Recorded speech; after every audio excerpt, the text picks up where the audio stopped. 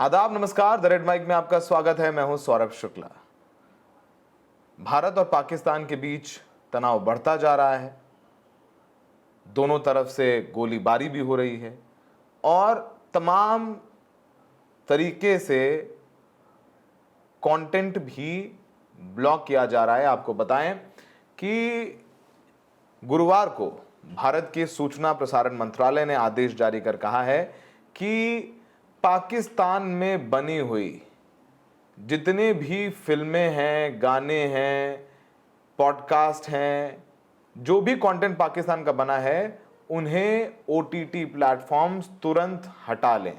और ये आदेश सिर्फ ओटीटी प्लेटफॉर्म्स के लिए नहीं, बल्कि ये आदेश यूट्यूब के लिए भी लागू होगा। अब वैसे तो है ये एडवाइजरी, लेकिन ऐसे समय पर एडवाइजरी को आदेश की तरह देखा जाता है। आपको बताएं कि केंद्र सरकार ने सभी ओटीटी, ओवर द टॉप और स्ट्रीमिंग प्लेटफॉर्म्स को पाकिस्तान से जुड़ा कंटेंट तत्काल हटाने के निर्देश दे दिए हैं। ओटीटी प्लेटफॉर्म्स यानी जिन पर आप फिल्में देखते हैं, Netflix, Amazon Prime, Sony Liv, Zee वगैरह वगैरह। सूचना प्रसारण मंत्रालय की एडवाइजरी हम आपको दिखा रहे हैं। इसमें राष्ट्रीय सुरक्षा कारणों का हवाला देते हुए पाकिस्तान के कंटेंट पर बैन लगाया गया है। यह कार्रवाई आईटी एक्ट 2021 के तहत की गई है। अब यूट्यूब को एडवाइस किया गया है, यूट्यूब हटाएगा over the period of time. यानी आप जो पाकिस्तान का कोक स्टूडियो सुनते हैं या यूट्यूब पे पाकिस्तान की न्यूज़ सुन रहे हैं, वो सब कुछ रोकने का आदेश दिया गया है। तो आप हो सकता है कुछ दिनों तक अगर आप नुसरत फतेह अली खान के गाने सुनने चाहें या और भी तमाम जो हम कंटेंट कंज्यूम करते हैं, उसको हम नहीं देख और सुन पाएंगे। और इसके कारण भी वाज़ेह हैं, क्योंकि जब कंटेंट नुसरत फतेह अली खान के गाने रहेंगे तो जो फेक न्यूज़ प्रोपेगेट हो रही है पाकिस्तान से, वो भी कंटेंट रहेगा। और ऐसे समय पर जितना बच सकते हैं उतना फेक न्यूज़ से बचा जाए। और जाहिर सी बात है कि फिर जब सारा कंटेंट ब्लॉक होगा तो जो अच्छा कंटेंट भी हम कंज्यूम करते हैं पाकिस्तान का, उस पर भी असर पड़ेगा। आपको बताएं कि आदेश के बाद पाकिस्तान में बनी सभी वेब सीरीज, फिल्म, चाहे सब्सक्रिप्शन बेस्ड हो या फ्री, सभी तरह के कंटेंट हटाए जा रहे हैं। स्ट्रीमिंग प्लेटफॉर्म पर मौजूद पाकिस्तानी गाने, एल्बम, जिनमें आतिफ असलम, राहत फतेह अली खान जैसे आर्टिस्ट के ट्रैक्स को भी हटाया जा सकता है, जिनको लोग बहुत सुनते आए हैं। पाकिस्तानी मूल के पॉडकास्ट, ऑडियो शो और कोई भी वॉइस बेस्ड कंटेंट जो भारतीय प्लेटफॉर्म पर उपलब्ध है, उन्हें भी हटाया जाएगा। पाकिस्तान चैनलों के टीवी शो, डॉक्यूमेंट्री प्रोग्राम को भी बैन किया गया है, जो ओटीटी पर स्ट्रीम हो रहा है। भारत सरकार ने, आपको बताएं तो, पहले ही पाकिस्तान के 16 यूट्यूब चैनल्स को बैन कर दिया था।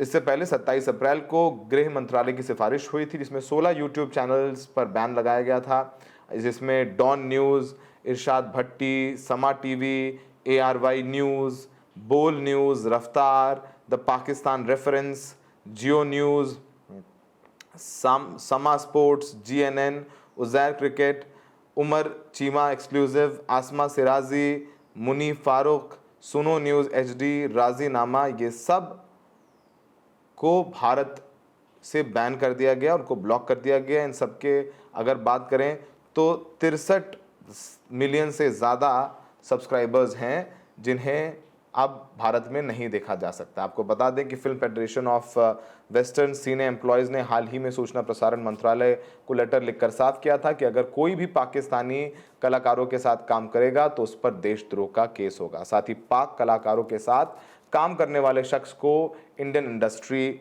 से बैन कर दिया जाएगा। अभी हाल ही में फवाद खान की एक फिल्म इंडिया में रिलीज़ होनी थी, लेकिन उसके रिलीज़ पर भी रोक लगा दी गई है। आपको बताएं कि फवाद की फिल्म का नाम अबीर गुलाल अब भारत में रिलीज़ नहीं हो रही है। वहीं हानिया आमिर को भी फिल्म सरदार 3 से रिप्लेस कर दिया गया है। और आपको बताएं, वैसे ये पाकिस्तानी कलाकारों को बैन करने का सिलसिला उरी अटैक के बाद 2016 से शुरू हो गया था। यही वजह है कि माहिरा खान, फवाद खान जैसे कलाकारों को भारत की फिल्में छोड़नी पड़ी थीं। साल 2023 में बॉम्बे हाई कोर्ट ने पाकिस्तानी कलाकारों पर बैन लगाए जाने की याचिका को खारिज करते हुए कहा था कि कलाकारों को पॉलिटिकल टेंशन के चलते सज़ा नहीं दी जा सकती। यही वजह रही कि पाकिस्तानी कलाकारों को फिर हिंदी सिनेमा में काम दिया गया। हानिया आमिर को दिलजीत दोसांझ के साथ फिल्म सरदार 3 में काम मिला। वहीं फवाद खान फिल्म अमीर गुलाल से बॉलीवुड में कम बैक करने वाले थे, लेकिन अब वो कम बैक नहीं कर पाएंगे। तो ये काफ़ी कुछ हो रहा है और आपको भी समझना पड़ेगा कि लगातार जिस तरह से फेक न्यूज़ से एक लड़ाई है, उससे बचने के लिए ही भारत सरकार की तरफ से ये कदम उठाए जा रहे हैं। आपको बताएं कि पाकिस्तान के तमाम टीवी शोज़ इंडिया में काफ़ी पॉपुलर हैं, चाहे वो ज़िंदगी गुलजार हो, घरों में घर घर में लोग उनको यूट्यूब पर या अलग अलग OTT प्लेटफॉर्म्स पर कंज्यूम करते हुए आए हैं। और पाकिस्तान में भी भारत का कंटेंट बहुत कंज्यूम होता रहा है।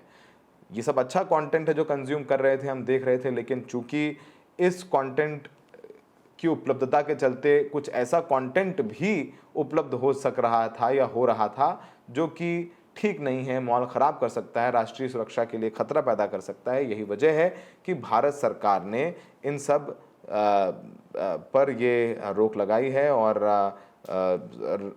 राष्ट्र हित में ये फैसला बताया जा रहा है। तमाम न्यूज़ प्लेटफॉर्म्स पर आप हेडलाइंस देख सकते हैं, जैसे नवभारत टाइम्स की हेडलाइन कहती है कि राष्ट्रहित में भारत सरकार का OTT प्लेटफॉर्म्स को कड़ा आदेश, पाकिस्तानी सीरीज़, फिल्म, गानों पर बड़ा एक्शन। इसके अलावा आपको बताएं कि ये अहम फैसला लिया गया है और ये YouTube पर भी लागू होगा। आप जिन ऐप्स पर म्यूज़िक सुनते हैं, चाहे वो सावन ऐप हो, चाहे वो स्पॉटिफाई हो, इन सब ऐप्स पर भी अब पाकिस्तान के सिंगर्स के एल्बम्स आप नहीं सुन पाएंगे। और इसको लेकर के तमाम तरीके की प्रतिक्रियाएं आ रही हैं। ये हम आपको आदेश दिखाई रहे हैं।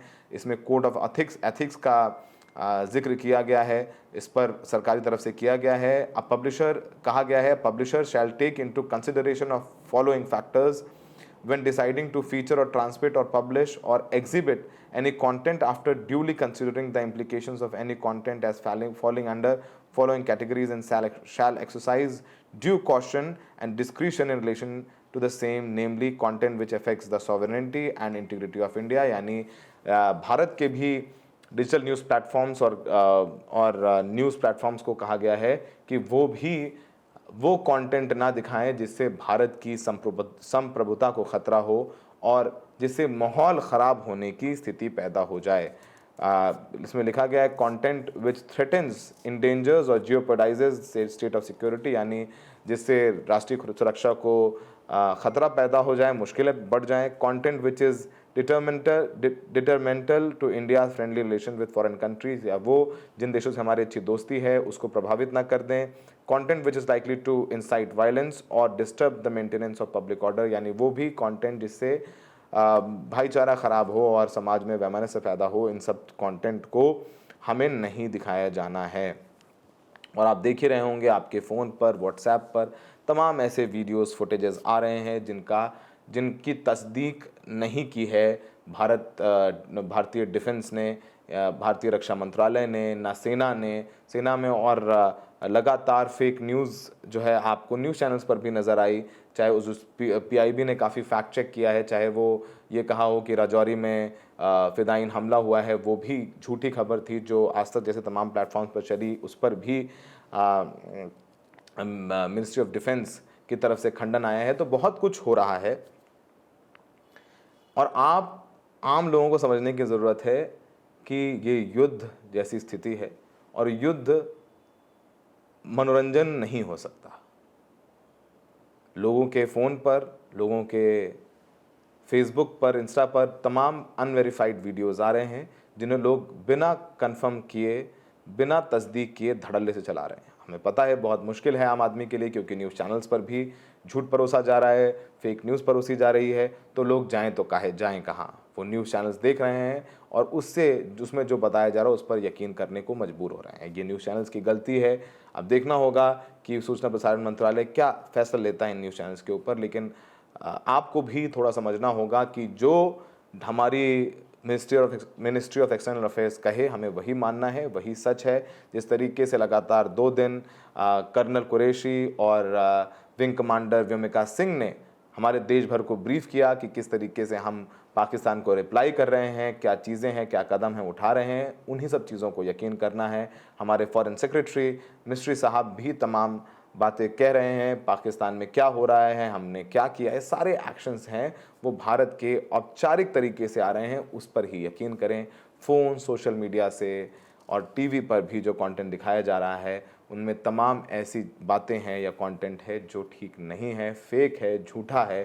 तो कृपया करके थोड़ा धैर्य रखें, धीरज रखें। हमें पता है कि आप बहुत कुछ जानना चाहते हैं, लेकिन जब तक सरकार उन चीज़ों पर ब्रीफ ना करें, उन पर यकीन ना करें। आइए कल क्या कहा था उसके साथ आपको छोड़े जाते हैं। ऑपरेशन सिंदूर पर 7 मई 2025 को हुई प्रेस कॉन्फ्रेंस के दौरान भारत ने अपनी प्रतिक्रिया को केंद्रित, संतुलित और गैर उत्तेजक बताया था। यह विशेष रूप से स्पष्ट किया गया था कि पाकिस्तानी सैन्य ठिकानों को निशाना नहीं बनाया गया। साथ ही दोहराया गया कि भारत में किसी भी सैन्य लक्ष्य पर हमले का उचित जवाब दिया जाएगा। 7 से 8 मई 2025 की रात को पाकिस्तान ने उत्तरी और पश्चिमी भारत में स्थित कई सैन्य ठिकानों को, जैसे कि अवंतीपुरा, श्रीनगर, जम्मू, पठानकोट, अमृतसर, कपूरथला, जालंधर, लुधियाना, आदमपुर, भटिंडा, चंडीगढ़, नाल, फलौदी, उत्तरलाई और भुज पर ड्रोन और मिसाइलों से हमला करने का प्रयास किया। इन हमलों को इंटीग्रेटेड काउंटर यूएस ग्रिड और वायु रक्षा प्रणालियों द्वारा निष्क्रिय कर दिया गया। इन हमलों का मलबा कई स्थानों से बरामद हुआ, जो कि पाकिस्तानी हमलों का प्रमाण है। On the night of 7th May 2025, Pakistan attempted to engage a number of military targets in northern and western India using drones and missiles. These places included Avantipura, Srinagar, Jammu, Pathankot, Amritsar, Kapurthala, Nal, Jalandhar, Ludhiana, Adampur, Bhatinda, Chandigarh, Falodi, Uttarlai, and Bhuj. These were neutralized by the integrated counter unmanned aerial system and other air defense systems. The debris of these attacks is now being recovered from a number of locations that prove the Pakistani attacks. आज सुबह भारतीय सशस्त्र बलों ने पाकिस्तान के कई स्थानों पर वायु रक्षा रडार और प्रणालियों को निशाना बनाया। भारत की प्रतिक्रिया समान क्षेत्र में समान तीव्रता के साथ की गई। यह विश्वसनीय रूप से ज्ञात हुआ कि लाहौर में स्थित एक वायु रक्षा प्रणाली को निष्क्रिय कर दिया गया। Today morning, Indian Armed Forces targeted air defense radars and systems at a number of locations in Pakistan. Indian response has been in the same domain with the same intensity as Pakistan. It has been reliably learnt that an air defense system at Lahore has been neutralized. Pakistan ने नियंत्रण रेखा पर आकरण गोलीबारी की तीव्रता बढ़ा दी है, जिसमें कुपवाड़ा, बारामूला, उरी, पुंछ, मेंढर और राजौरी क्षेत्रों में मोर्टार और भारी तोपखाने का इस्तेमाल किया जा रहा है। Pakistan has increased the intensity of its unprovoked firing across the line of control using mortar and heavy calibre artilleries in areas in Kupwara, Baramulla, Uri, Poonch, Mendhar and Rajouri sectors in Jammu and Kashmir. 16 innocent lives have been lost, including 3 women and 5 children, due to the Pakistani firing. Here too, India was compelled to respond to bring mortar and artillery fire from Pakistan to a halt. Indian Armed Forces reiterate their commitment to non-escalation, provided it is respected by the Pakistan military.